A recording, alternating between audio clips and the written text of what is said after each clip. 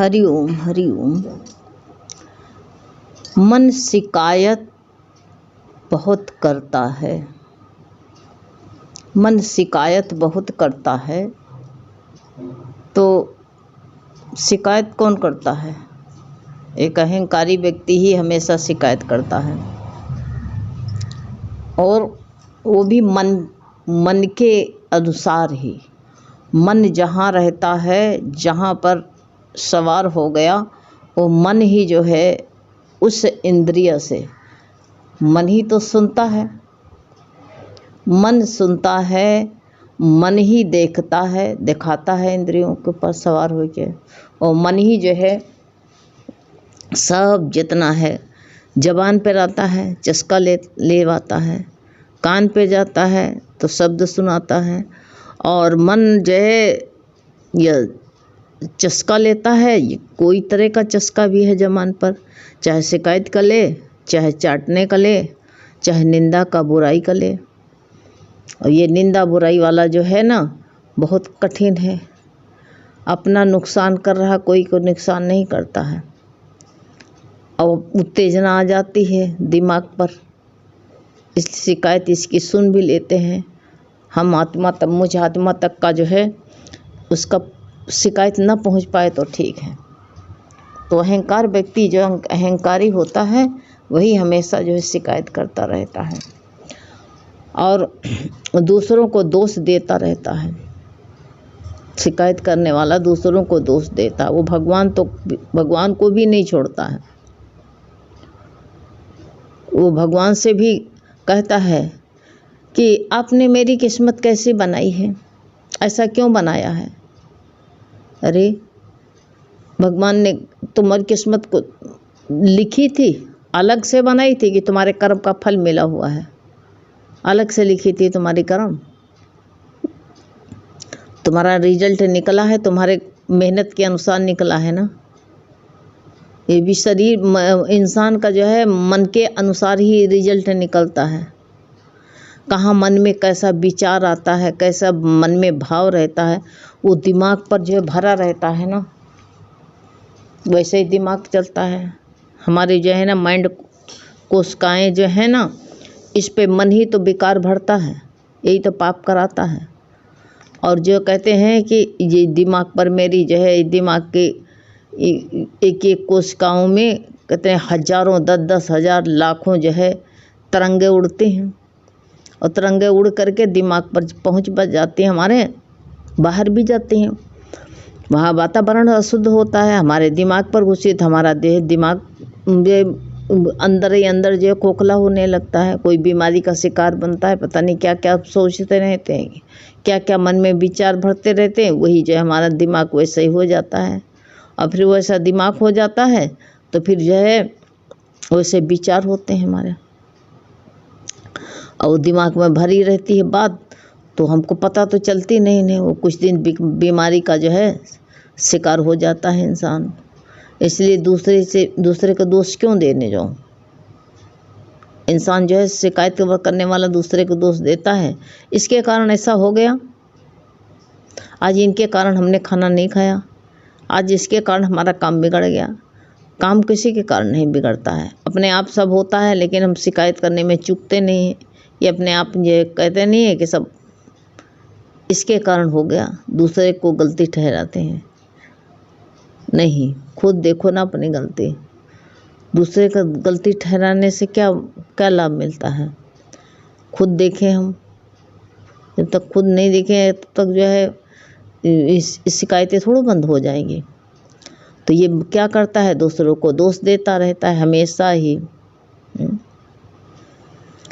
और जो है देता है, और अपनी जो है भगवान को भी कहता तुमने मेरी किस्मत कैसी बनाई, भगवान को भी कह देता है।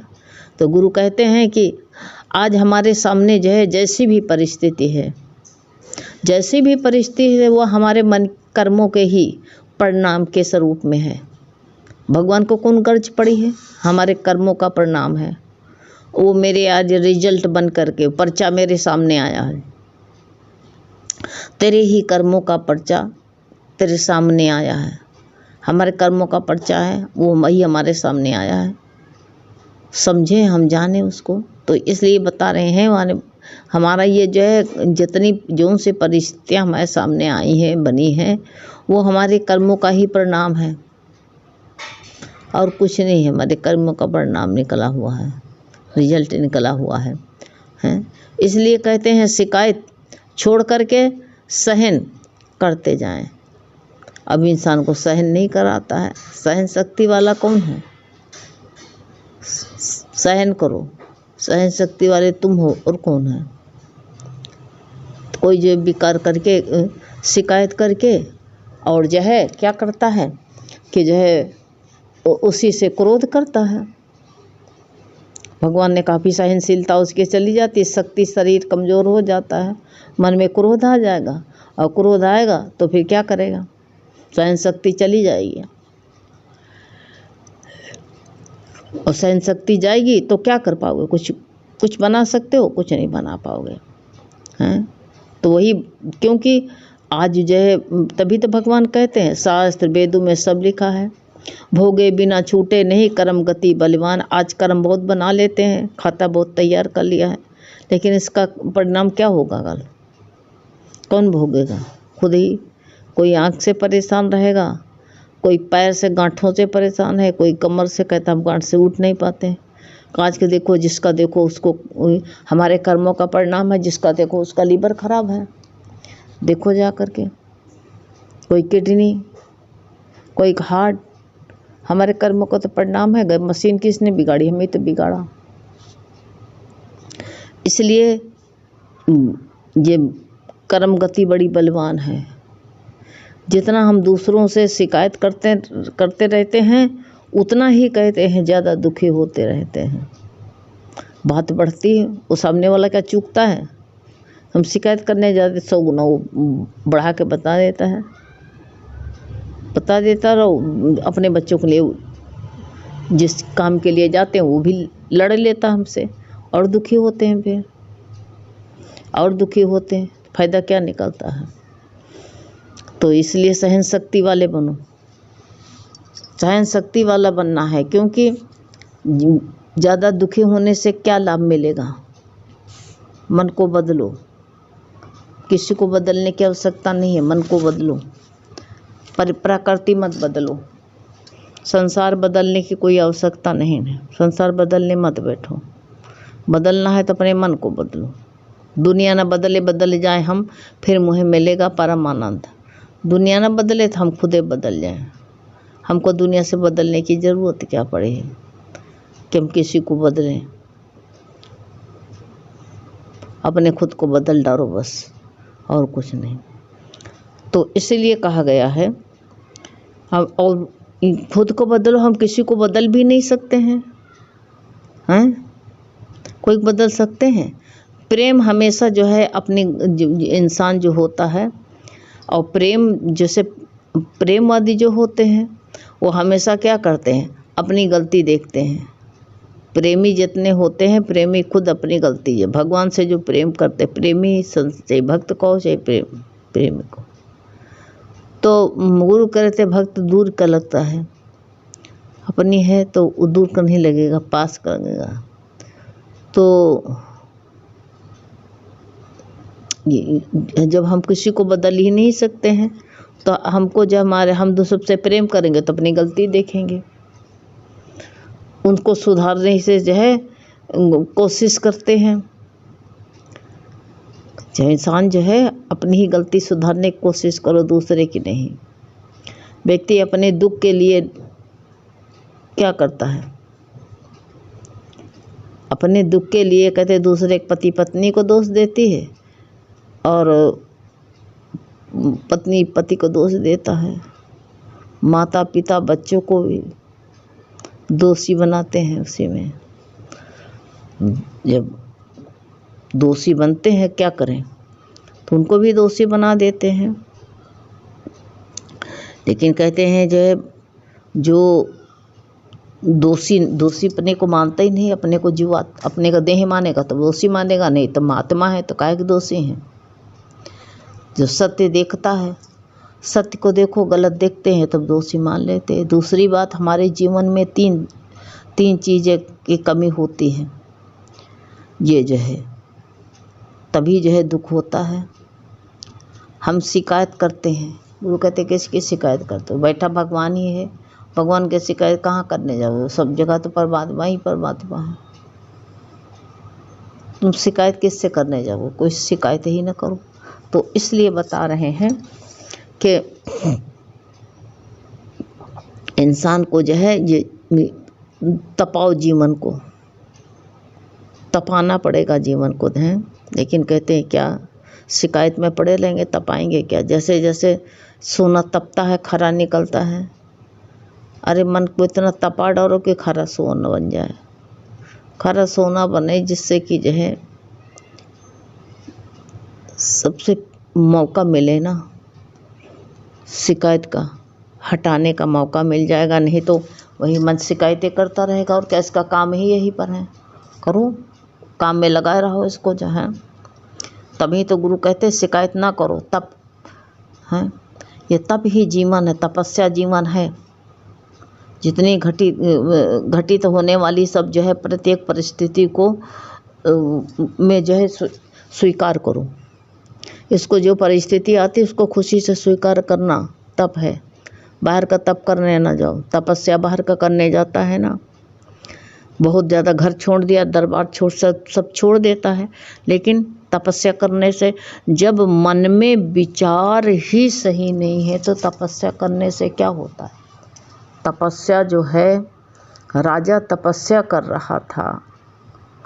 अब कान तो तपस्या शरीर की तुम कर सकते हो, आँख बंद कर सकते हो, लेकिन कान में आज तक कोई ऐसा आया है टोपा लगाने में कि कान में लगा ले। लोग कहते कान में रुई लगाए, अरे रुई लगा के बैठो तब भी सुना जाएगा।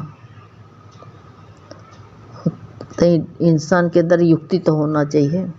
तो तपस्या कर रहा था, बहुत आँख बंद करे, एक जो है एक पैर पर खड़ा हुआ था। तो भाई कहते बताया नहीं, निंदा प्रशंसा करने वाले बहुत होते हैं। तो एक जो है 2 व्यक्ति जा रहे थे, एक निंदा करने वाला था, एक प्रशंसा करने वाला। तो उसने कहा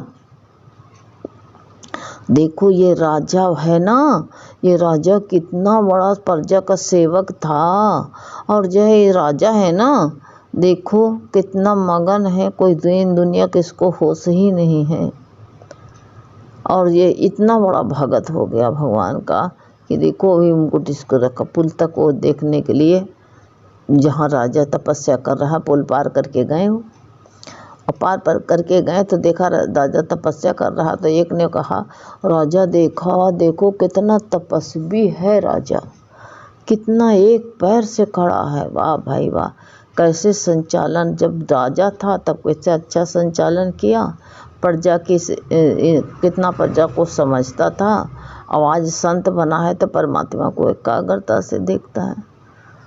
तो दूसरे जो है दूसरे राजा के जो राजा था वो भी वहीं से गुजर रहा था। तो उसने उनके सिपाही ने कहा राजा की बड़ी प्रशंसा हो रही है, देखे चल के।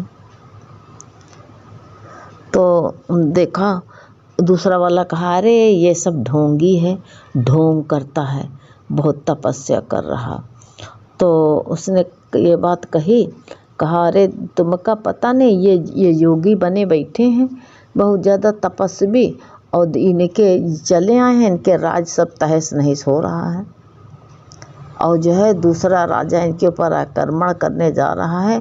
इनका पुत्र जो है ना, देखो उसको कोई जो है राजा दूसरा इसको जीत करके बंदी बना के ले जाएगा।